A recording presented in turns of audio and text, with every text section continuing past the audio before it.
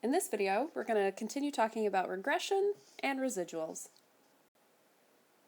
So if we think back to what a residual is, that is the distance between a data point and the value that it would have predicted on the least squares regression line, or your line of best fit. So remember, that's a vertical distance. It's either above or below that line or smack dab on that line, meaning that residual is 0 because it nailed it.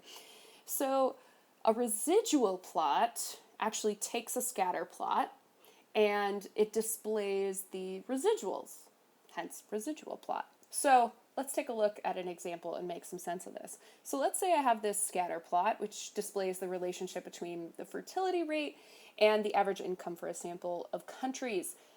So we've actually looked at that data before, but that's not that important. So these are all the data points here in red that compared to the average income is the fertility rate. And then we have this line here, which is our least squares regression line, our line of best fit.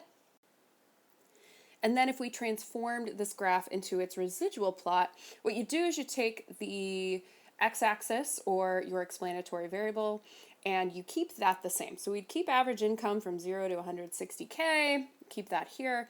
And then what is different is, instead of having the fertility rate here with all of its data points and then our regression line, is we're actually going to plot the residual values. So for example, this dot right here and its positive distance because it's above that regression line, this guy right here is actually going to be transformed into a point that is a distance from its residual line. So this line here is a 0 residual, and that would mean that we have some positive and some negative distance from the data points and then our regression line. So we would plot our residuals on a residual plot, hence the name.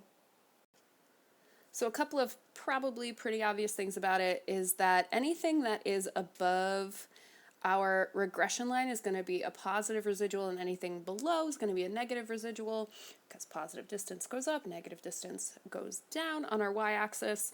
And another thing about this example is, this is not the greatest example, but you can essentially make a line of best fit anytime you want with linear regression.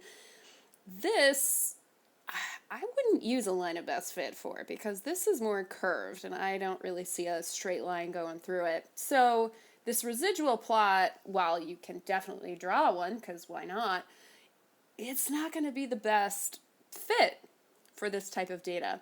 So we could say that the least squares regression line here doesn't fit this association well. And we can tell that by this U, or almost like Nike swoosh symbol, that shows us that maybe a curved regression would be better instead of a linear regression.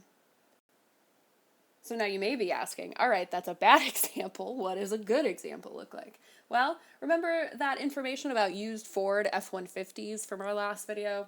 So remember that this was about miles driven and then the price of those used trucks, and that line works pretty well for that data set.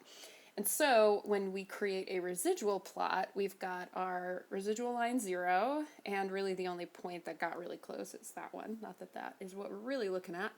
But interestingly enough, this is a good residual plot. So the scatter plot suggests that the least square regression line is a good fit.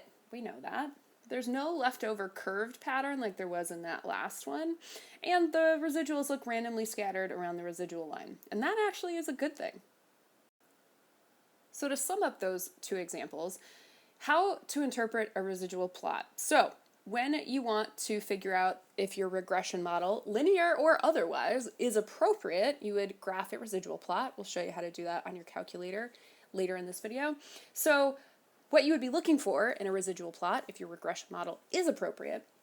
So what's good is that Ford F-150 residual plot, which had no leftover curved pattern, like that first one with the fertility rate that looked like a U, or like a Nike swoosh. That's usually a bad sign that your regression model is not what you're looking for. So if there is a leftover curved pattern, you might want to consider that maybe that regression form is not the most appropriate form for your set of data. And you knew an example was coming. This one is about pricing diamonds. All right. Our problem says, is a linear model appropriate to describe the relationship between the weight in carats and price in dollars of round, clear, internally flawless diamonds with excellent cuts? That's a bougie sentence. We calculated a least squares regression line using x is the weight and y is the price and made the corresponding residual plot shown. Use the residual plot to determine if the linear model is appropriate. Now, do you see this? Do you see this? That's a U pattern, and that is going to tell me that no, the linear regression is not the correct regression model for us. Here is the professional statistical response, or one of them. So we would say that the linear model relating price to carat weight, at least in these excellent diamonds, is not appropriate because there is a U-shaped pattern left over in the residual plot. Now, I wouldn't recommend anything else or any other kind of regression model because I don't know what the original data looks like. But if we had that information, we might be able to recommend something better, like exponential regression or something like that. But anyway, no, LinReg is not going to work here. Last but certainly not least, how do you make a residual plot on your calculator? First, you have to enter in your data because it's like a scatter plot and you need data to graph. So we're gonna take that used Ford F-150 example. Maybe that's still in your calculator from the last video. If not, that's okay. You just enter in these values once again. And something that you have to calculate before you can make a residual plot is you have to find the linear regression of this data. So once you enter in this data, you go to stat, calculate, the fourth option, at least at my calculator, linreg, and then I suggest you store that equation. So there's a bunch of different ways to do that depending on your calculator. Happy to show you that in class. You store that equation. I would put it in Y1 or whatever, just keep track of whatever that equation is. And then what you're going to want to do is, in order to make your residual plot now, is you would go up to where you would find stat plot, so second y equals, and we come to the stat plot screen, plot 1, or whatever plot you want. Let's turn that on. You keep it as that first type because that's going to be a scatter plot, which is what a residual plot looks like. Your x list is still going to be that L1 or your x values, or your explanatory variable. So in our case, it's going to be miles driven. So remember, your x-axis stays that variable. It stays that miles driven, for example. And then the y changes from price, for example, to our residuals. So this is actually an option.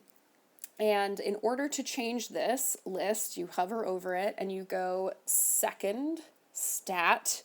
And in that list, sorry, I'm doing it on my calculator as we speak. So second stat gives you like L1, L2, etc. The last one, at least on my calculator, is called resid. You go down to that, hit enter, it'll show up as residuals there. Your mark is whatever, your color is whatever, and then that will create a residual plot for you. So from there, you would hit graph, and if you're not seeing a scatter plot or anything that looks like a scatter plot, you want to go to zoom, hit zoom stat, that's number 9, and here's our residuals, at least for that data. And as a reminder, this line is where the residuals are going to equal 0, so anything above is positive residuals, anything below are negative residuals. And obviously anything that hits directly on that line is a 0, or really close to a 0 residual. Now, what if you wanted to know what those actual residual values are, right? Like how far away is this data point or is this data point? And you wanted that information. You can actually create that list on your calculator because your calculator is an amazing tool.